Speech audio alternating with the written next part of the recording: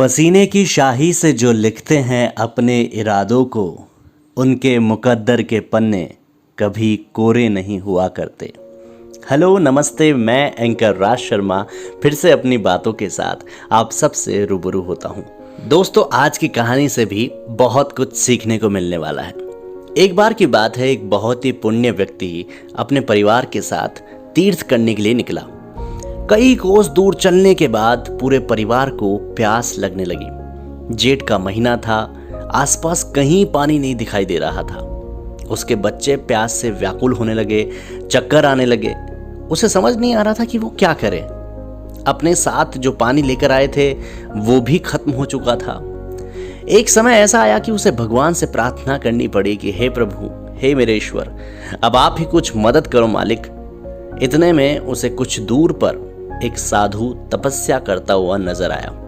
व्यक्ति ने उस साधु से जाकर के अपनी बात रखी, अपनी समस्या बताई।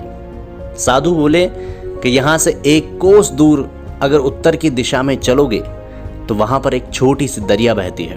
वहाँ जाओ और अपनी पानी की प्यास बुझा लो और अपने परिवार को बचा लो। साधु की बात सुनकर उसे बड़ी प्रसन्नता हुई। उसे लगा कि अब सब कुछ ठीक हो जाएगा, अब उसके बच्चे और पत्नी की हालत ठीक हो जाएगी, पानी मिल जाएगा। उसने साधु को धन्यवाद किया। पत्नी और बच्चों की स्थिति नाजुक होने के कारण उन्हें वहीं रुकने के लिए बोला और खुद पानी लेने के लिए उस दरिया की ओर चल पड़ा। दरिया पर पहुंचने के बाद उसने पानी बाल्टी में भरा और वापस लौट ही रहा था कि उसे रास्ते में 5 व्यक्ति मिले जो बहुत ज़्यादा प्यासे थे। तो इस भले आदमी के मन ने उससे कहा कि क्यों ना इन लोगों की मदद की जाए, क्यों ना इनकी प्यास बुझाई जाए। तो इसने अपनी बाल्टी का सारा पानी इन्हें पिला दिया और उनकी प्यास बुझा दी। ऐसा करने पर वो दोबारा दरिया में गया, दोबारा बाल्टी भरी, फिर से साधु के कुटिया की तरफ जाने लगा। जैसे ही लौट रहा था वापस, फिर से 5 व्यक्ति मिले जो उसी तरह बहुत प्यासे थे। इस भले आदमी ने उन लोगों को देख करके भी वही सोचा जो पहले के लोगों को देखकर सोचा था कि इन लोगों की भी प्यास बुझाई जाए, इन्हें भी पानी पिलाकर तृप्त किया जाए। ऐसा करने पर उसने फिर से अपनी सारी बाल्टी का पानी उन 5 लोगों को पिला दिया। इसी तरह से यह घटना बार बार होती गई। बार बार वो व्यक्ति दरिया में जाता, पानी की बाल्टी भरता और वापस लौट ही रहा होता था कि कोई ना कोई उसे व्यक्ति मिल जाता प्यासा। ये अपना सारा पानी उसे पिला दिया करता था। जब काफ़ी समय बीत गया इन सब चीज़ों में और ये व्यक्ति साधु की कुटिया में अपनी पत्नी और बच्चों के पास नहीं पहुंच सका, तो साधु को चिंता हुई कि कहीं जंगल में अनहोनी ना हो गई हो। ऐसा सोचने पर साधु दरिया की दिशा में आगे बढ़ा उस व्यक्ति को ढूंढने के लिए। थोड़ी दूर आगे जाने पर साधु को ये व्यक्ति दिखाई देता है। साधु उस व्यक्ति से बातचीत करता है कि अरे भाई, तुम्हें इतना टाइम हो गया और तुम अब तक यहीं हो, तुम्हें दरिया नहीं मिला क्या? तब उस भले आदमी ने, तब उस भले मानस ने अपनी सारी कथा उस साधु को बताई। तो साधु ने कहा कि हे पुण्य आत्मा, हे भले आदमी, तुम बार बार अपना बाल्टी भरकर दरिया से लाते हो और किसी प्यासे के लिए खाली कर देते हो। इससे तुम्हें क्या लाभ मिला?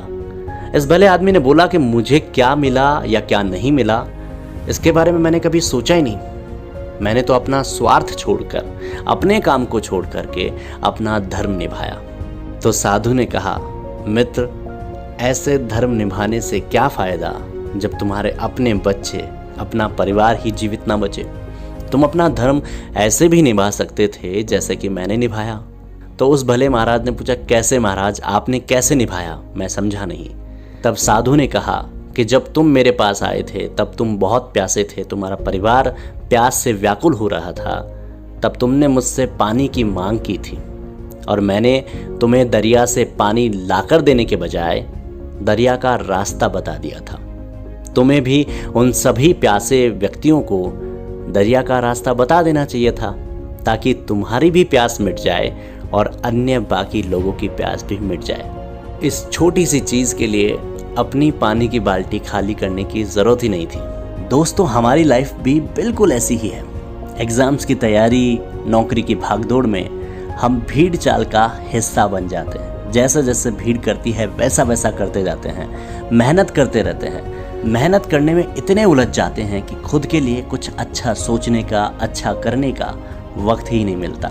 अरे मेहनत तो गधा भी करता है, लेकिन उसे उसके काम से ज़्यादा उसके नाम से पहचाना जाता है। बेशक मेहनत बहुत ज़रूरी है, लेकिन इस पल पल बदलती दुनिया के बढ़ते कंपटीशन के बीच में स्मार्ट होना भी बहुत ज़रूरी है।